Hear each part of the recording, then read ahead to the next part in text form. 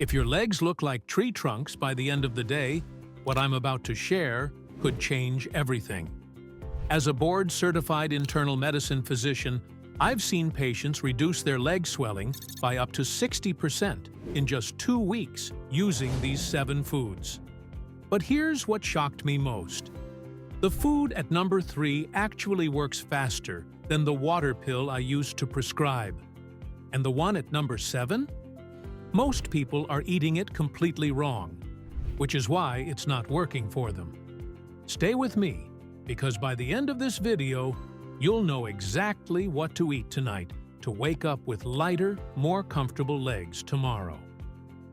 Before we dive into these 7 foods, let me share something that happened in my practice just last month. A 68-year-old woman came to see me. Let's call her Margaret. Her legs were so swollen she couldn't wear her favorite shoes anymore. She'd tried elevating them, wearing compression socks, even cutting back on salt. Nothing worked. But here's the thing about leg swelling that most people don't understand. It's not just about water retention. There's actually a hidden circulation problem happening at the cellular level. And that's where these foods come in. They work completely differently than anything you've probably tried before. Now, I'm going to reveal all 7 foods in a specific order. And this matters because the sequence you'll learn them in is actually the order you should try adding them to your diet. Food number 1 is the foundation, but it's foods 5 and 6 together that create what I call the drainage effect. Margaret? She's now walking 3 miles a day pain-free. Let me show you how. Food number 1 might surprise you: celery. And no, this isn't just because it has water in it. As a physician, I'm interested in the compound called 3N-butylphthalide, or 3NB for short. Research published in the Journal of Medicinal Food shows that 3NB acts as a natural diuretic. But, and this is crucial, it does it without depleting your potassium levels like prescription diuretics do. Here's what's happening in your body. Celery contains coumarin compounds that help your lymphatic system drain excess fluid. Think of your lymphatic system like a drainage pipe network. When it gets sluggish, which happens naturally after age 60, fluid backs up in your legs. But here's the mistake everyone makes. They eat 2 celery sticks and wonder why nothing happens. The therapeutic dose is actually 4 cups of celery per day. I know that sounds like a lot, but I'll show you a simple trick in a moment. And wait until you see what happens when you combine celery with food number 4.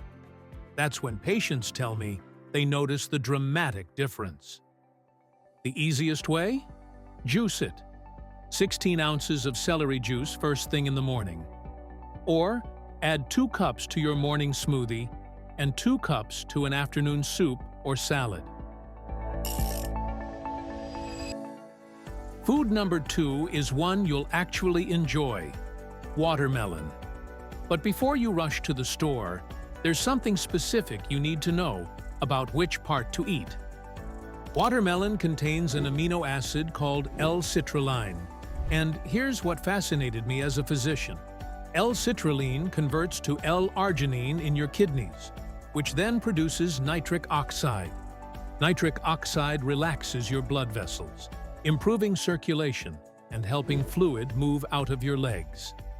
A study in the American Journal of Hypertension found that watermelon extract reduced ankle swelling in postmenopausal women by 38% in just 6 weeks. But here's what most people don't know. The white part near the rind contains 250% more citrulline than the red flesh. Yes, the part you're throwing away is the most powerful part. Now, I'm not asking you to eat the rind. I'll show you a better way in just a second. But first, you need to know the critical timing for eating watermelon. Because if you eat it at the wrong time of day, you'll actually wake up more swollen. Eat watermelon in the morning or early afternoon, never after 5 p.m. Your lymphatic system is most active during the day. And here's the trick. Blend the white part into smoothies with a little lime juice. You won't even taste it, but you'll get all that citrulline. Now we get to food number 3, the one I mentioned that works faster than prescription diuretics, asparagus. I'll be honest, when I first started researching natural approaches to leg swelling, I was skeptical. But then I looked at the science behind asparagus, and I was genuinely impressed. Asparagus contains asparagine, a natural amino acid with diuretic properties. But here's what makes it special. It also contains high levels of glutathione, which is your body's master antioxidant. Glutathione reduces inflammation in your blood vessel walls, which is often the root cause of fluid retention that won't go away. In my practice, I had patients who were on 40 milligrams of Lasix. That's a pretty strong water pill. And they were still swollen. When we added asparagus to their daily routine alongside their medication, 7 out of 10 were able to reduce their Lasix dose within a month. But there's a specific way you have to prepare it, or you'll destroy the compounds that matter. I'll show you exactly how in just a moment. Here's the key. Steam or roast asparagus at 400 degrees Fahrenheit for 10 to 12 minutes max. Boiling destroys up to 50% of the glutathione. Eat at least 1 cup daily. That's about 7 to 8 medium spears. And here's a bonus. If your urine smells stronger after eating asparagus, that's actually a good sign. It means you're one of the people who metabolizes asparagusic acid efficiently, which also means you're getting maximum benefit. Food number 4 brings us back to that combination I mentioned earlier with celery. Cucumber. Cucumbers are 96% water, yes, but they're also loaded with caffeic acid, a compound that prevents water retention and reduces inflammation. Research in Phytoterapia Journal shows that cucumber extract has significant anti-inflammatory effects, comparable to some non-steroidal anti-inflammatory drugs. But here's what makes cucumber truly powerful: the silica in the peel. Silica strengthens your connective tissue, which helps your lymphatic system work more efficiently. When your lymph system moves properly, fluid doesn't pool in your legs. Remember when I said celery and food number 4 create something special together? Here it is. When you eat cucumber and celery together, the coumarin compounds in celery and the caffeic acid in cucumber create a synergistic effect. In simple terms, 1 + 1 = 3. Try this. Every afternoon around 3 p.m., eat 1 cup of sliced cucumber with 4 celery sticks. Add a squeeze of lemon and a pinch of sea salt. Within 10 days, you should notice your legs feel lighter by evening. And whatever you do, don't peel the cucumber. That's where 90% of the silica is. We're getting to the heavy hitters now. Food number 5, parsley. As a physician, what interests me about parsley is its effect on kidney function.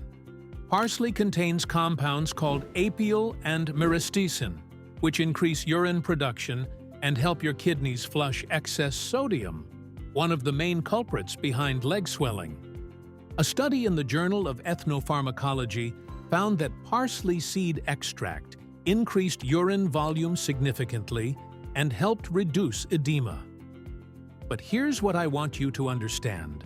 Parsley isn't just making you pee more. It's actually helping your kidneys work more efficiently to balance your fluid levels. Now, most people use parsley as a garnish and throw it away. That's a huge mistake. But there's also a wrong way to consume parsley that can cause stomach upset. So you need to know the right preparation method. Plus, when you combine parsley with food number 6, which I'm revealing next, you create what I call the ultimate drainage duo. Make parsley tea, Steep 2 tablespoons of fresh chopped parsley in hot water for 10 minutes. Drink this twice daily. Or add 1/2 cup fresh parsley to your morning smoothie. You need about 1/2 to 1 cup of fresh parsley daily for therapeutic effects. And yes, drink plenty of water with it. This isn't the time to restrict fluids. Food number 6 is ginger, and this is the partner to parsley I just mentioned. Ginger contains gingerol and shogol, 2 powerful anti-inflammatory compounds. But what's fascinating from a medical perspective is ginger's effect on circulation. It acts as a natural blood thinner, improving blood flow to your extremities and preventing fluid from pooling in your legs. Research in the Journal of Cardiovascular Pharmacology shows that ginger improves endothelial function, that's the lining of your blood vessels, by up to 40%. Better endothelial function means better fluid balance. Here's why ginger and parsley work so well together. Parsley helps your kidneys drain fluid, while ginger improves the circulation that moves that fluid to your kidneys in the first place. It's a 1-2 punch. But there's one more food, number 7, that amplifies everything we've talked about. And I saved it for last because most people are using it completely wrong. Use 1 to 2 inches of fresh ginger daily. Grate it into hot water for tea, add it to stir-fries, or blend it into smoothies. The fresher, the better. Powdered ginger has about 30% less gingerol. And here's a pro tip. Combine ginger and parsley in the same tea for maximum effect. Steep them together, add a little honey if you want, and drink it warm in the morning. Finally, food number 7, bananas. And here's why most people get this wrong. Everyone knows bananas have potassium, about 422 milligrams per medium banana. Potassium helps balance sodium levels, which directly impacts fluid retention. When your sodium-potassium ratio is off, your body holds onto water, especially in your legs due to gravity. But here's the mistake. People eat 1 banana and think they're covered. The problem? Most Americans are getting 10 times more sodium than potassium. You need 4,700 milligrams of potassium daily to counteract that.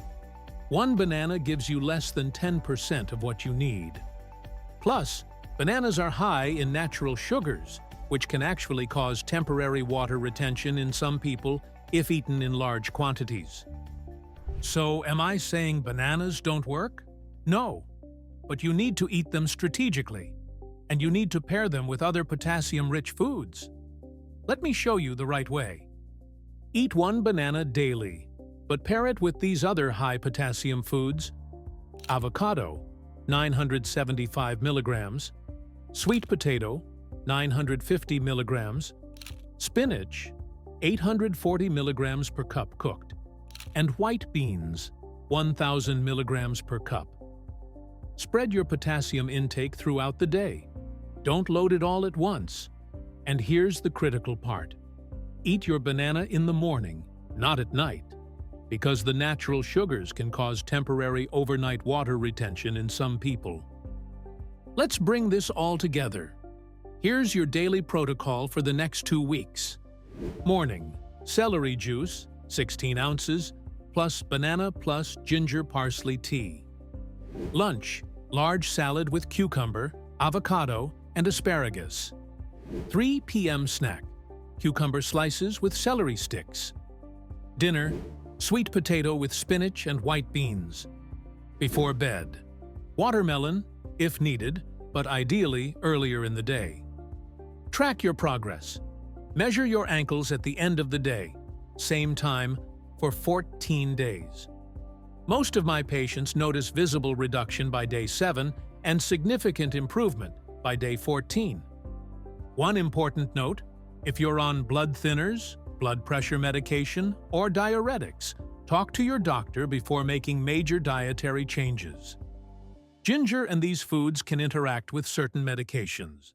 Now, if your legs are still severely swollen after trying this for 2 weeks, you need to see a physician. Persistent leg swelling can indicate heart problems, kidney disease, liver issues, or venous insufficiency, all conditions that need medical attention. But for the vast majority of people dealing with everyday leg swelling, these 7 foods can make a dramatic difference. If this video helped you, hit that like button so more people can find this information. Subscribe if you want more doctor-verified health strategies. And drop a comment telling me which of these 7 foods you're starting with today. I read every single comment, and I'll answer your questions. Remember, your legs carried you this far in life. They deserve to feel light and comfortable again. Start with food number 1 today, and let me know how it goes.